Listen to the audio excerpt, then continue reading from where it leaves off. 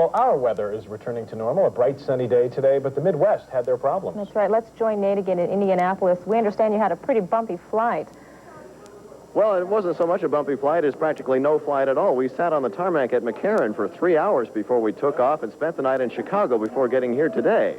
But I can tell you, can you hang on for just a second? Okay. Well, that's live television. How you doing, George? All right. That's great. George, how you doing? Well, I was going to ask for his autograph, but I won't. Because we're not supposed to. Let's go ahead and give you the current conditions in Las Vegas at 5:30. It's turned into a much nicer day than what we were leaving in Las Vegas. 62 degrees now, 36% on the humidity. South wind is 16. The barometer is steady at 30.05. The high in Las Vegas today was 64. That was 7 degrees below normal after the low last night of 36, which was a little bit cooler than normal. Air quality 36 and good. Now, it's expected to be another nice night in Las Vegas, all clear with the low in the low 40s with light winds. And look at the improving weekend in Vegas. All sunshine tomorrow with a high of 72, variable winds to 15. And the extended forecast, well, for Saturday, we're going for a high of 71, and maybe we will turn off Duke's lamps. On Sunday, with a high of 76, the sun definitely cranks up the amps. And on Monday, a high of 75 in Las Vegas, and maybe they will be national champs again. Once again, we are live at the Rebels Hotel here. It's the Radisson, it's the Radisson at Keystone at the Crossing. And you know what?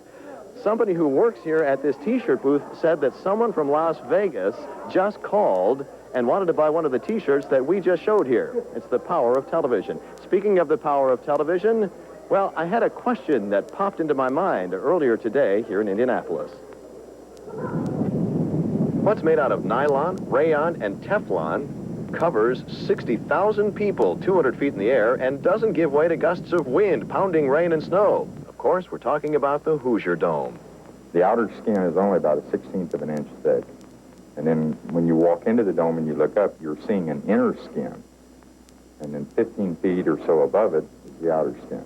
Dome monitor Greg Myers says the dome stays up because the building is in an airlock situation. Fans are constantly blowing, but even more importantly, constant pressure is maintained and not allowed to leak.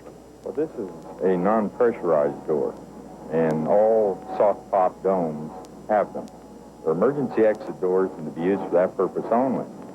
If an individual would open this door, he would be hit with the equivalent of about a 60-mile-an-hour wind blowing him out of here. Usually that doesn't happen. Most of the winds come from Mother Nature. Fierce winds of over 50 miles an hour blew through Indianapolis last night, and they had to literally raise the roof. And this is, like I said, today. Holy smoke. This is yesterday. We usually run at 195 feet. We had it up to 197, which was a tighter roof. And that's exactly what they did. Now, the weather situation is expected to deteriorate here in Indianapolis, so if you're planning to come out here, we're looking at snow by Saturday. So wear your winter clothes, and Ron corrected me, that was Chris Jeter who walked across your TV screen, and we'll hear more from Ron in sports in just a little while. John, Allison? Well, no wonder he didn't answer. There you go. Okay, Thanks, Nate.